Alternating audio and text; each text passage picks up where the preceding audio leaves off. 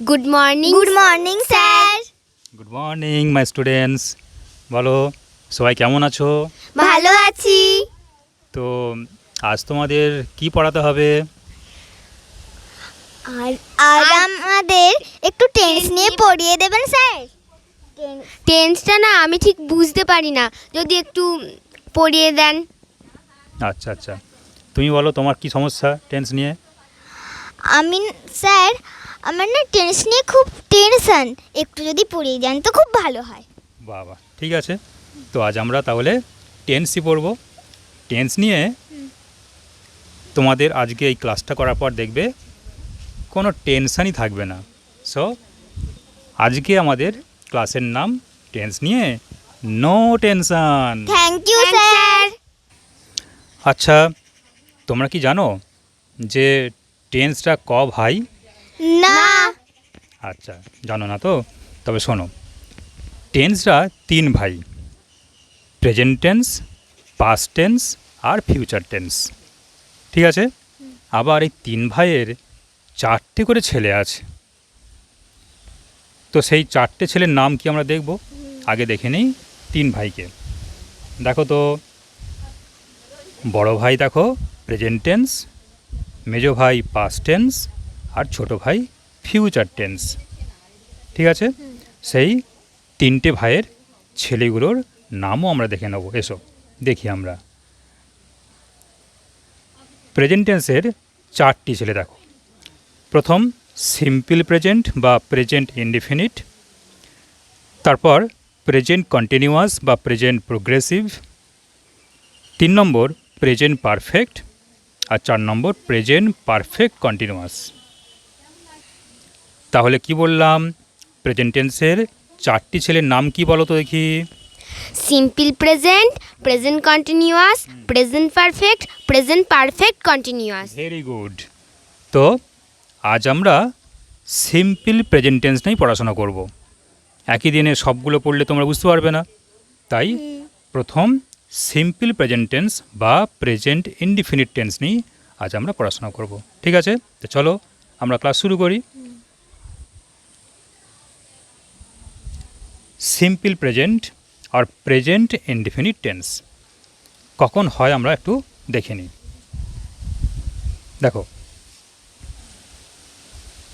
বর্তমানকালে কোনো অভ্যাসগত বা নিয়মিত কাজ বা যে ঘটনাগুলি চিরসত্য সেগুলি এই টেন্সের অন্তর্গত। তুমি হয়তো বললে যে আমি রোজ ভাত খাই, এটা অভ্যাসগত কাজ, আবার নিয়মিত কাজও বটে।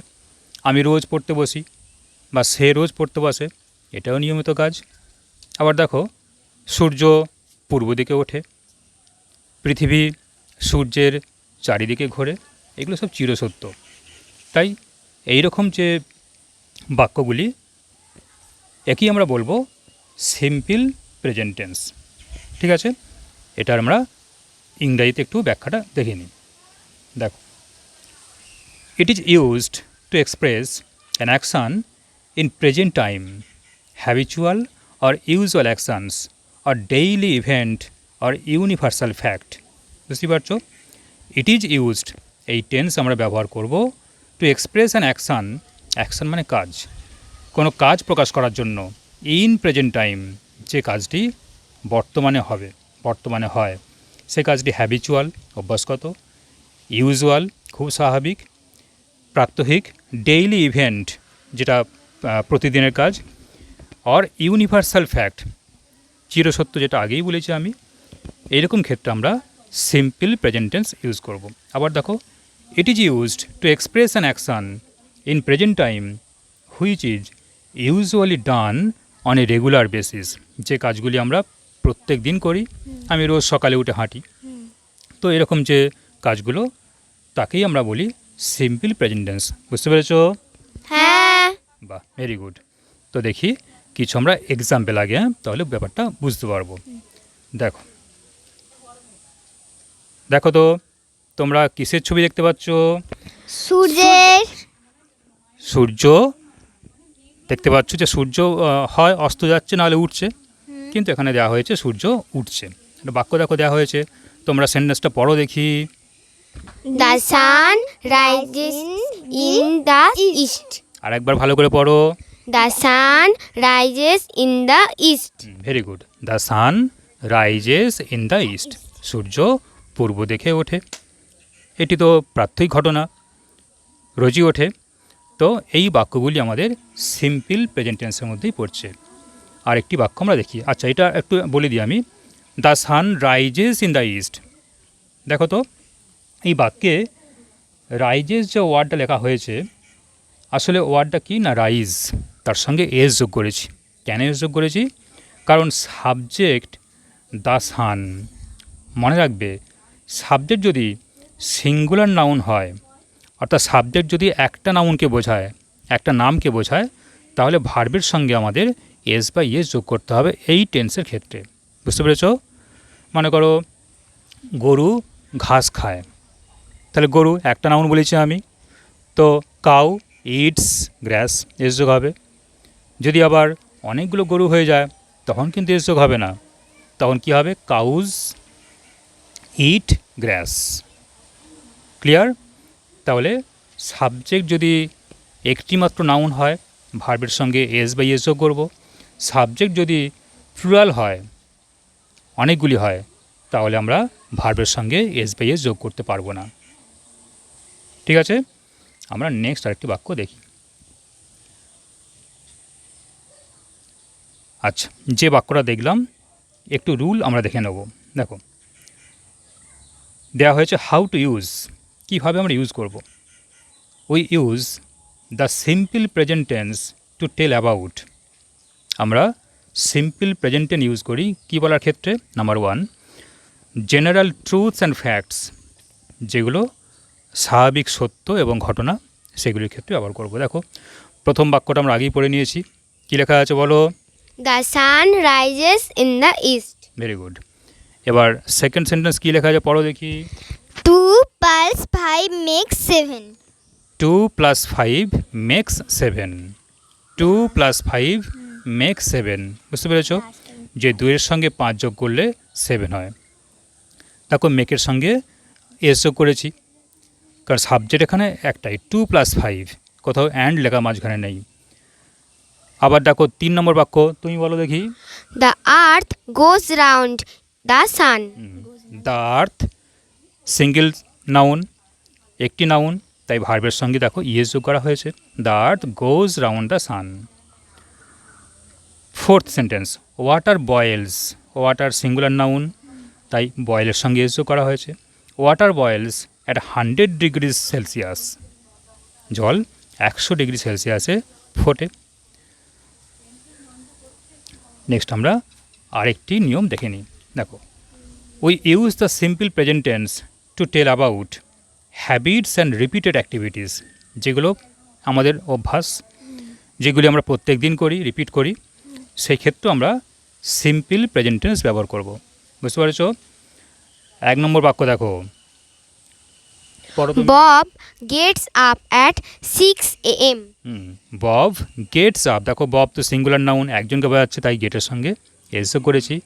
সে 6টার সময় ঘুম থেকে ওঠে, তার হ্যাবিট এটা, রিপিটেড, রোজ এই কাজটা করে, তাই সিম্পল প্রেজেন্ট টেন্স।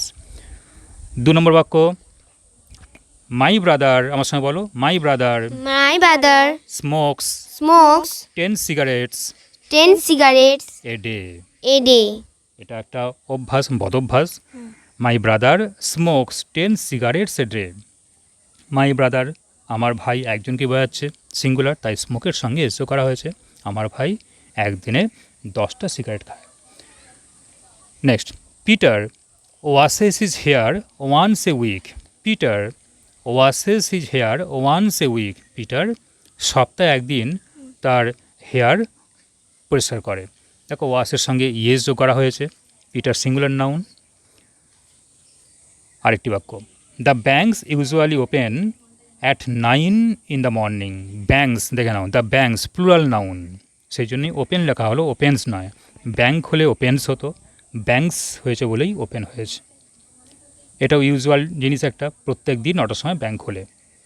তাহলে আমরা সেকেন্ড নিয়মে শিখলাম, কোনো জিনিস যেগুলো হ্যাবিট, রিপিটেড হয়, সেই ক্ষেত্রেও প্রেজেন্ট ইনডিফিনিট বা সিম্পল প্রেজেন্ট টেন্স আমরা করতে পারি। বুঝতে পারছো তো?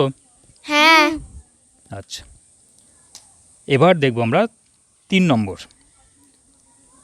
প্রেজেন্ট স্টেটস, বর্তমান অবস্থাকে বোঝানোর জন্য আমরা এই টেন্স ব্যবহার করতে পারি। যেমন দেখো, Bob lives in America. Bob আমেরিকায় বাস করে। প্রেজেন্ট স্টেট, বর্তমান তার অবস্থা, সে কোথায় আছে? না আমেরিকাতে আছে। বব সিঙ্গুলার নাউন, তাই লিভস এস যোগ হয়েছে। ইট টেস্টস গুড, এটার স্বাদে খুব ভালো। ইট সিঙ্গুলার নাউন, তাই টেস্টের সঙ্গে এস যোগ করা হয়েছে। তো এইভাবে আমরা বর্তমান কোনো অবস্থা বোঝাতে গেলেও এই টেন্স ইউজ করব। দেখো, আরেকটা আমরা এক্সাম্পল দেখছি। একটা পিকচার দেখতে পাচ্ছ, বলো তো ছবিতে কি দেখতে পাচ্ছ?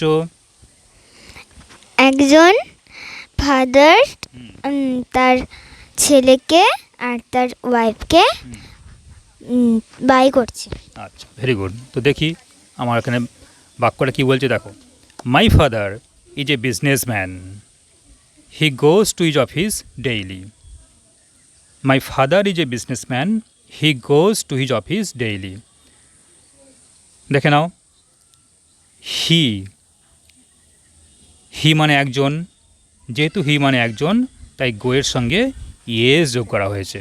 গোজ, আমরা আগেই শুনেছি যে একজন হলেই সেখানে ভার্বের সঙ্গে এস বা ইয়েস যোগ করব এই টেন্সের ক্ষেত্রে। ওকে, নেক্সট আমরা আরেকটি বাক্য দেখি। কী ছবি দেখতে পাচ্ছ বলো? একটা মহিলা রান্না করছে। আচ্ছা, সেন্টেন্স দেখি কী বলছে, দেখো পড়ো কি লেখা আছে। I love my mother. She cooks food every day. Very good. I love my mother, she cooks food everyday. তাহলে দেখো, সি মানে কজন? একজন। একজন। একজন হয়েছে বলেই কুকের সঙ্গে এস যোগ করা হয়েছে। সাবজেক্ট সিঙ্গুলার হলেই এই টেন্সের ক্ষেত্রে প্রেজেন্ট ইনডিফিনিট বা সিম্পল প্রেজেন্ট টেন্সের ক্ষেত্রে আমরা ভার্বের সঙ্গে এস বা ইয়েস যোগ করি। বুঝতে পেরেছ? হ্যাঁ। তাহলে কি বললাম, ভার্বের সঙ্গে এস বা ইয়েস কখন যোগ করব? যখন ভার্ব একজনকে বোঝাবে, সাবজেক্ট সাবজেক্ট একটাই হবে। একজনকেই বোঝাবে। Very good. এবার আমরা নেক্সট বাক্যে চলে যাই। কি ছবি দেখো তো? একটা ছোট্ট ছেলে তার একটা কুকুরকে জড়িয়ে আছে। আচ্ছা, দেখি কি বলছে বাক্যটা। দেখো, বাক্য পড়ো। This is my dog, Tommy. It always plays with me. Very good. This is my dog Tommy, কুকুরের নাম Tommy. It always plays with me. দেখো, সাবজেক্ট ইট, ইহা কজনকে বোঝাচ্ছে? একজনকে। একজনকে, তাই ভার্বের সঙ্গে কী যোগ করা হয়েছে? এস। এস যোগ করা হয়েছে। তাহলে বুঝতে পারলে যে সাবজেক্ট যদি সিঙ্গুলার হয় সবসময় ভার্বের সঙ্গে আমরা এস যোগ করব। ক্লিয়ার? ক্লিয়ার। ওকে, ভেরি গুড। এবার আমরা নেক্সট স্লাইড দেখব। দেখো, আরেকটি বাক্য দেখতে পাচ্ছি। দেখো তো কি ছবি? একটা মেয়ে পড়াশোনা করছে। হ্যাঁ, দ্য গার্ল রিডস হার বুক। রিডের সঙ্গে এস যোগ করে রিডস তৈরি হয়েছে। কেন? দ্য গার্ল, একটি মাত্র মেয়েকে বলা হচ্ছে, একটি নাউন, সিঙ্গুলার নাউন, তাই তো এস যোগ করা হয়েছে। আমরা যে এক্সাম্পলগুলো বারবার দেখছি। ওকে, নেক্সট আমরা দেখি।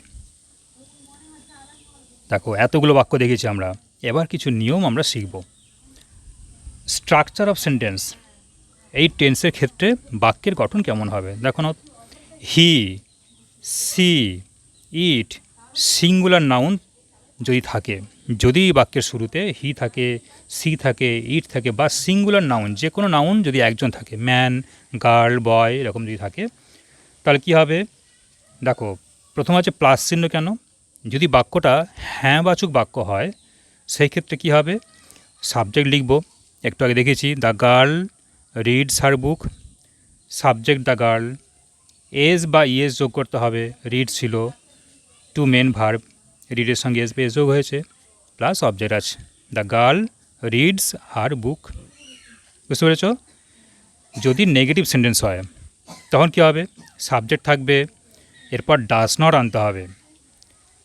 তারপরে মেন ভার্ব, তারপর অবজেক্ট, অর্থাৎ the girl does not read her বুক।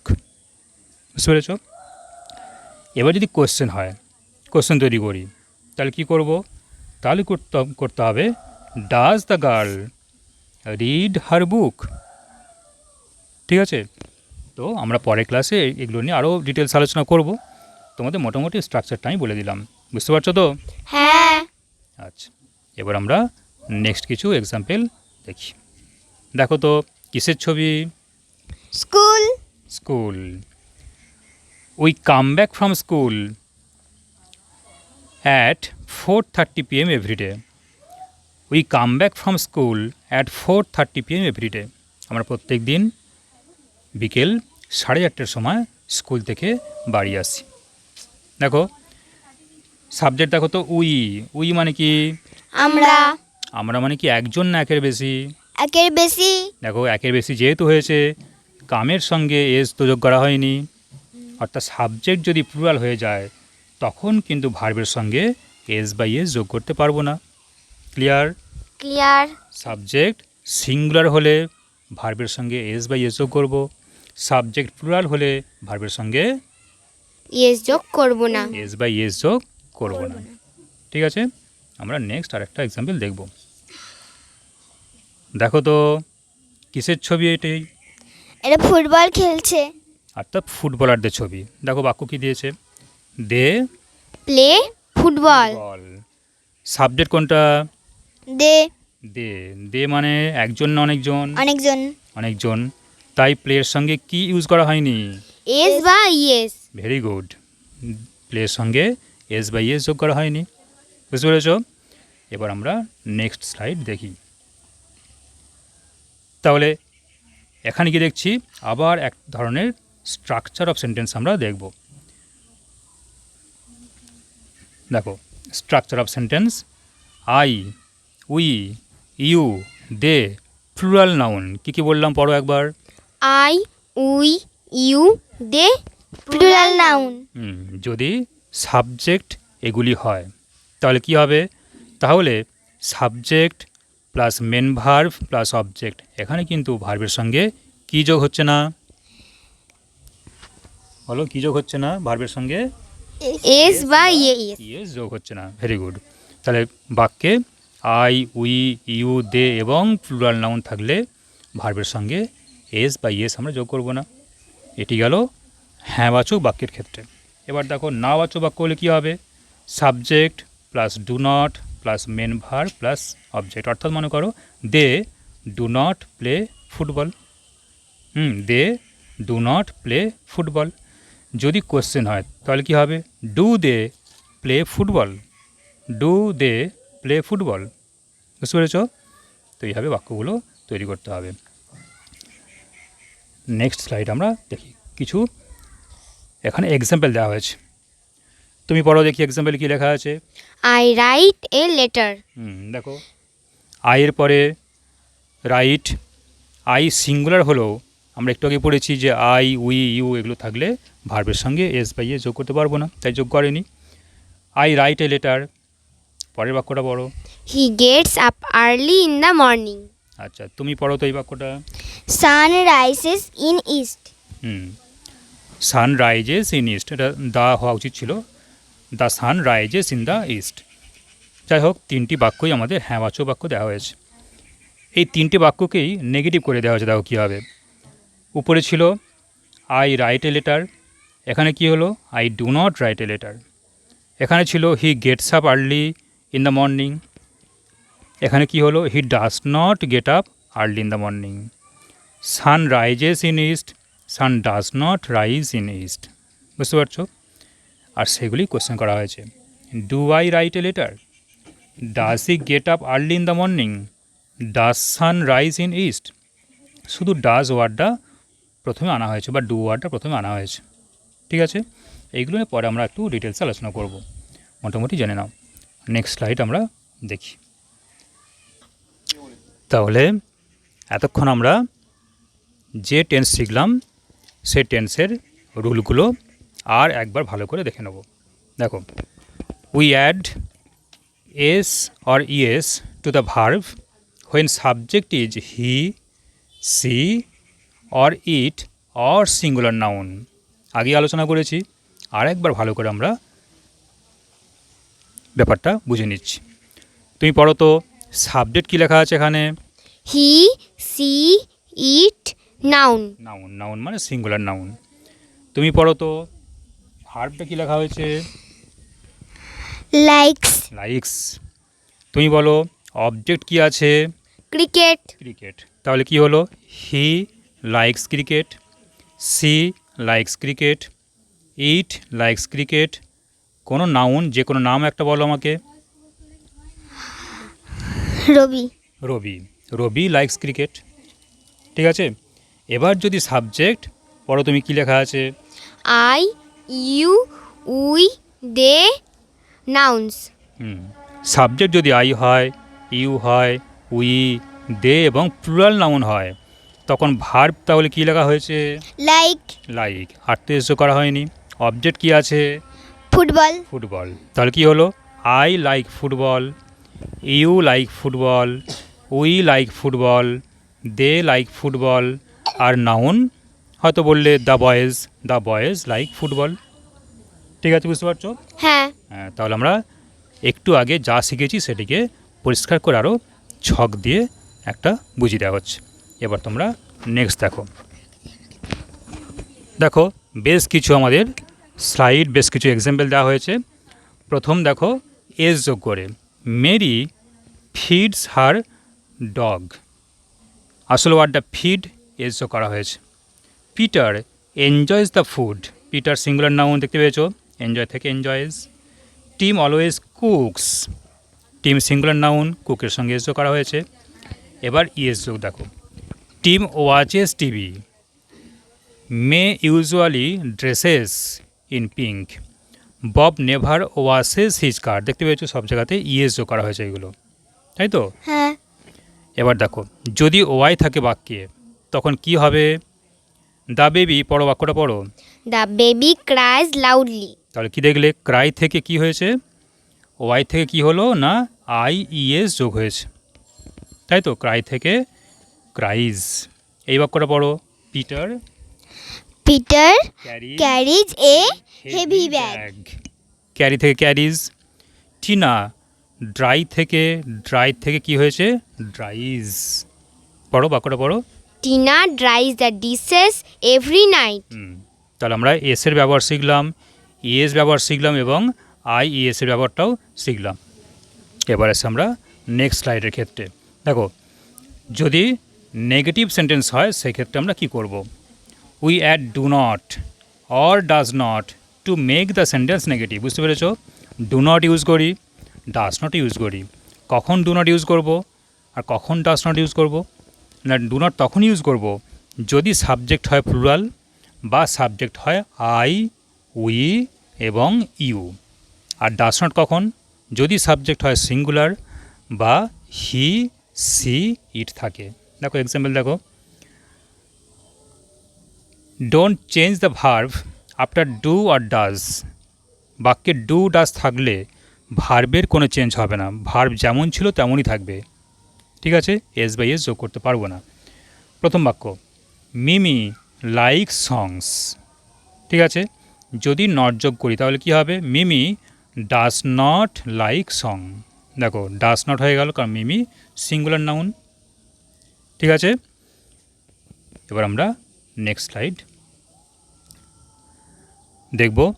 আর কোনো স্লাইড আপাতত নেই, তো আশা করছি তোমরা নিশ্চয়ই সিম্পল প্রেজেন্ট টেন্সের গঠন, তার রুল, কখন ইউজ করব বুঝতে পেরেছো? হ্যাঁ। তোমাদের কোনো প্রশ্ন কি আছে? থাকলে আমাকে অবশ্যই বলবে। প্রশ্ন আছে কিছু? না। পরিষ্কার বুঝতে পেরেছো তো? হ্যাঁ। তাহলে আজকে ক্লাস আমাদের এই পর্যন্তই থাক। Thank you. Thank you.